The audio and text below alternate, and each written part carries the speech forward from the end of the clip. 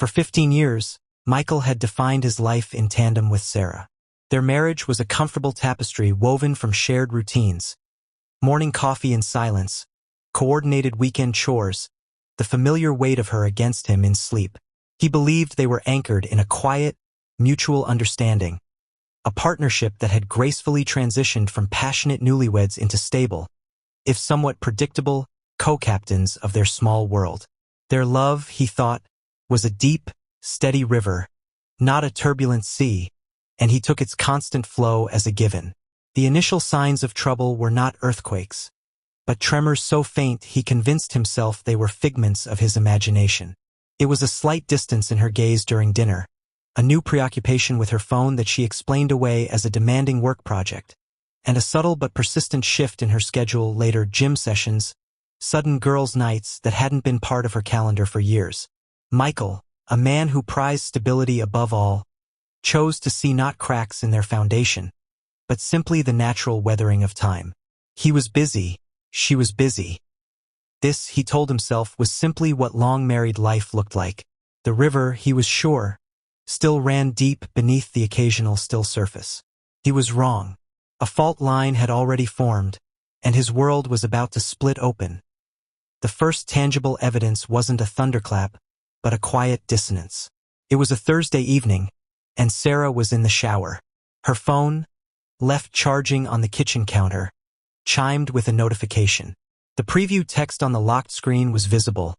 "Can't stop thinking about last night. You're incredible." It was from a contact saved as PT Ben.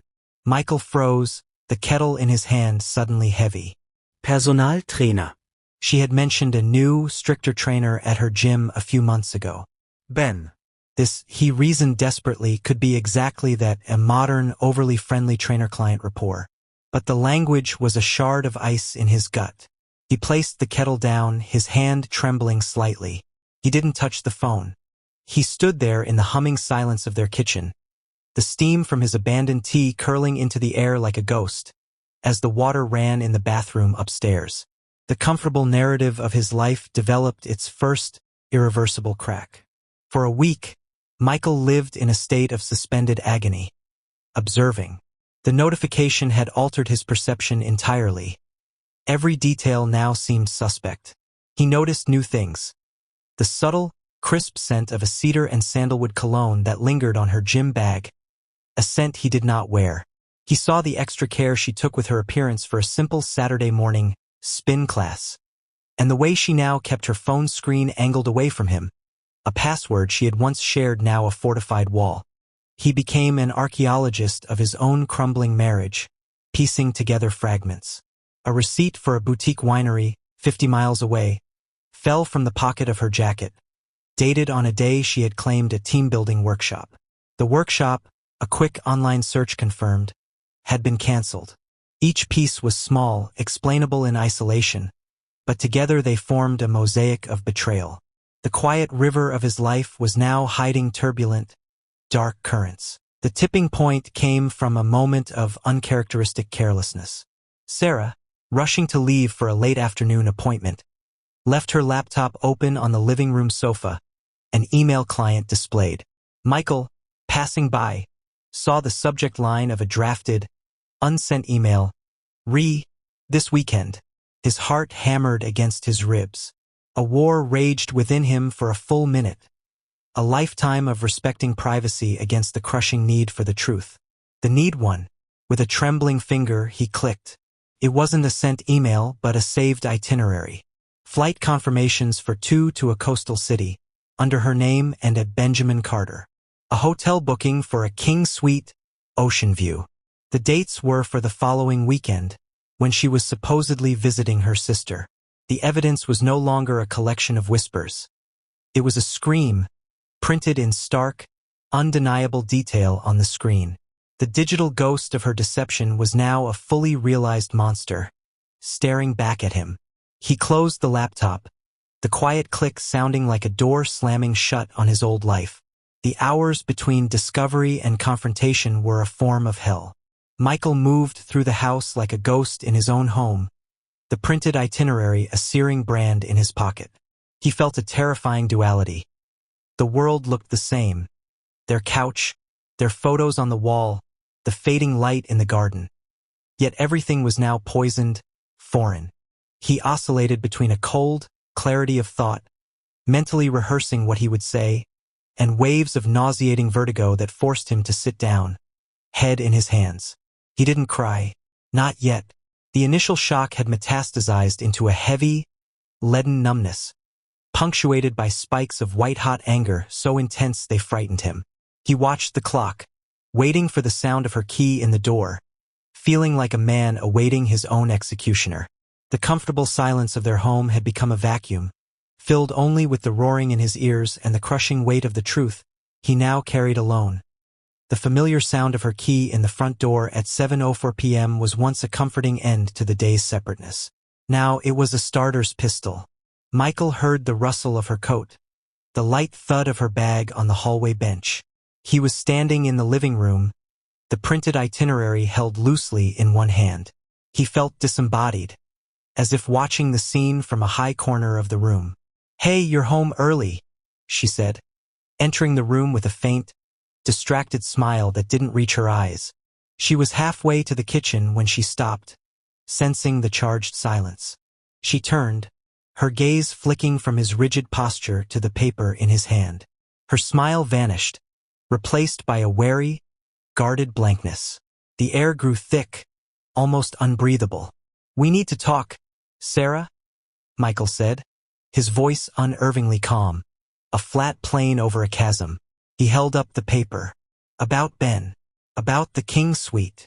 The words hung in the space between them, solid and final. Sarah's face went through a rapid, terrible transformation.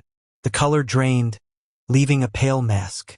Her eyes, wide with shock, darted from the paper to his face, then to the floor, searching for an exit that didn't exist. For a long moment, there was only the frantic sound of her breathing. "Michael, I can explain," she began, the words a rehearsed reflex, hollow and thin. "Explain what?" he interrupted, the calm cracking, a tremor of raw anguish in his voice. "Explain the flights? The hotel? Or the text messages from your incredible personal trainer?" He took a step forward, not aggressively, but as if the weight of his body was pulling him down. "Just tell me the truth. Is it happening?" The fight seemed to leave her. Her shoulders slumped, the defiance and preparation melting into a profound weariness. She didn't cry. She just looked emptied. "Yes," she whispered, the word barely audible. "It's yes." The single syllable was the wrecking ball that shattered the last intact pane of glass between his past and his present. The confession hung in the air, a toxic cloud. Then the justifications came, tumbling out in a rushed, desperate stream. "It wasn't about you." "Not really," she said, her voice gaining a brittle strength. "I felt invisible. We were just roommates. You were always in your own world, comfortable. He sees me. It was a mistake, but it started because I was lonely." Each word was a scalpel. Michael listened, his initial shock hardening into a cold, clear fury. Her excuses, their routine, his quiet contentment, her emotional neglect, felt like a cruel rewrite of their entire history. She was painting him as the architect of her betrayal, transforming his steadfastness into a sin. The shared memories of their quiet happiness now seemed like evidence against him. He felt a terrifying urge to lash out, to smash the framed photo of them laughing on the mantel. Instead, he stood perfectly still, letting her words wash over him, each one burning away another layer of the love he thought was fireproof. After the confrontation collapsed into exhausted silence, Sarah fled to the guest room. The house, once a sanctuary, was now a hollow, echoing shell. Michael didn't follow. He sat alone in the living room as night deepened around him, the darkness feeling like a physical presence. The initial, righteous anger began to cool and fracture, revealing the raw devastation beneath. It wasn't just the affair. It was the annihilation of trust, the destruction of their shared story. Every memory, their wedding day, the quiet jokes, the plans for a future that was now ash, felt contaminated. a beautiful film now exposed as a carefully staged lie. A deep, shuddering sob finally broke from him, a solitary sound in the empty dark. This was the true impact. Not just a broken heart, but a shattered universe. The man he was, the husband he believed himself to be, had been erased in a single evening. All that remained was a profound, disorienting grief for a life that had suddenly ceased to exist. He didn't sleep. The night was a relentless reel of mental images. The itinerary, the scent of unfamiliar cologne, her defensive posture. He cycled through every stage of grief at a nauseating speed, bargaining. Could they fix this? Rage, directed at Ben, at her, at himself for his blindness, and a despair so deep it felt like drowning. By the first gray light of dawn, a strange, fragile clarity emerged from the exhaustion. The pain was not gone. It was a foundational part of him now, a new and terrible organ. But the chaos of the initial shock had settled into a cold, hard reality. The marriage he thought he had was a ghost. The question was no longer why, but what now? He stared at the ceiling, listening to the unfamiliar silence of his house divided, and knew that whatever path he chose, reconciliation or separation, would be walked on a road of glass, and the man walking it would be someone he did not yet know. A week of suffocating limbo followed. They moved around each other in the house like asteroids in a dead system, careful, silent, avoiding collision. Conversations were logistical husks. Your mother called. The mortgage is due. The decision came not in a thunderclap, but in a quiet moment of brutal honesty with himself. He sat at the kitchen table, the same table where they'd shared 1,000 meals, and asked the fundamental question. Could he ever trust her again? Not just for a month or a year, but for a lifetime. The answer, when it rose from his core, was a quiet, definitive no. The image of her with someone else, the meticulous deception, the shattered mirror of their past. These were not things he could unsee or unknow. The love remained, a painful, scarred thing, but the foundation necessary for a marriage was dust. He realized that trying to work on it would be a lifelong sentence of probation officer duty, checking phones, questioning glances, and interpreting silences. That was not a life, and it was not the love he deserved to give or receive. He would choose the clean, sharp pain of ending over the slow, toxic bleed of a suspicion-filled reconciliation. Michael spent hours walking, driving, sitting in his parked car by the river. He needed physical distance from the space that held their ghosts. He replayed every memory, not with the longing of before, but with a forensic eye.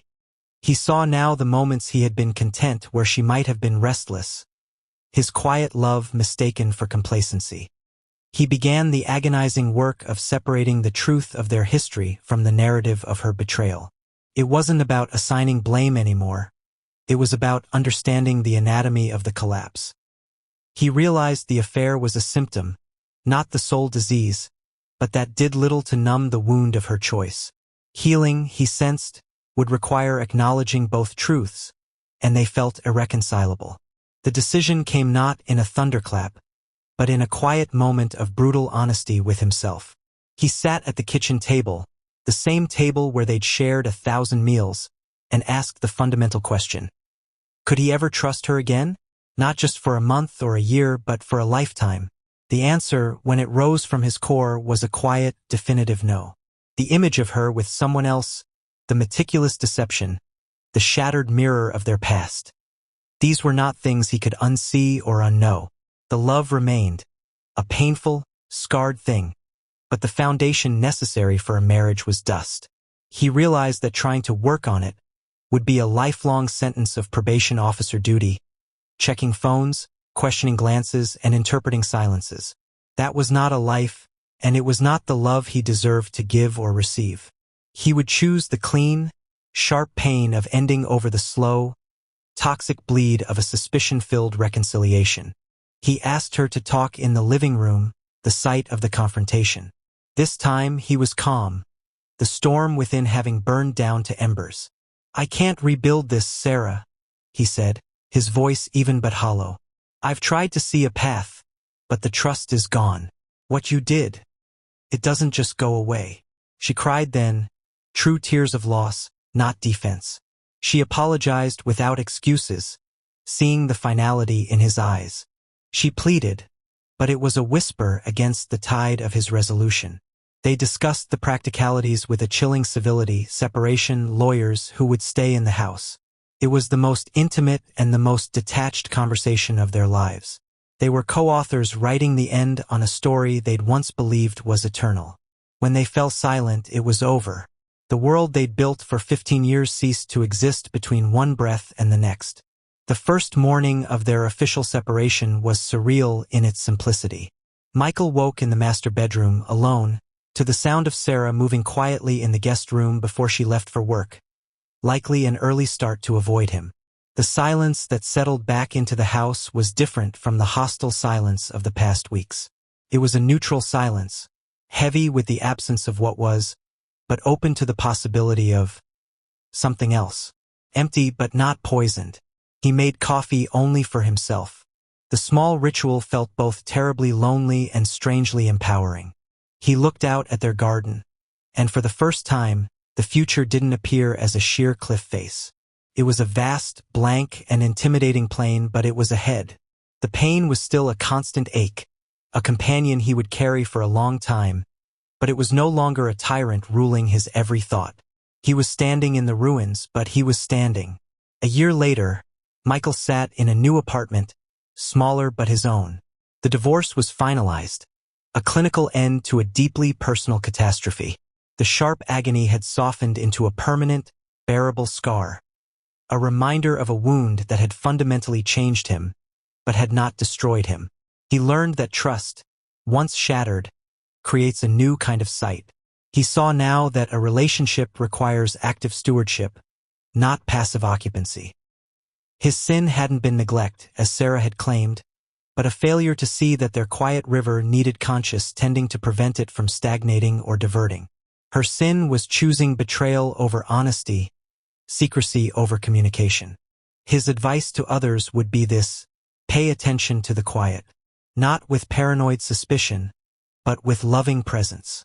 If something feels distant, speak. If you feel lonely in your own marriage, shout. From within it, not from outside of it. And if you are the one betrayed, know that the choice to stay or leave is yours alone. Either path requires brutal honesty and immense courage. Choose the pain that leads to growth, not the one that leads to a life of silent prisons. He had chosen his pain, and in its wake, he found a resilience he never knew he possessed, and a fragile, but genuine, peace.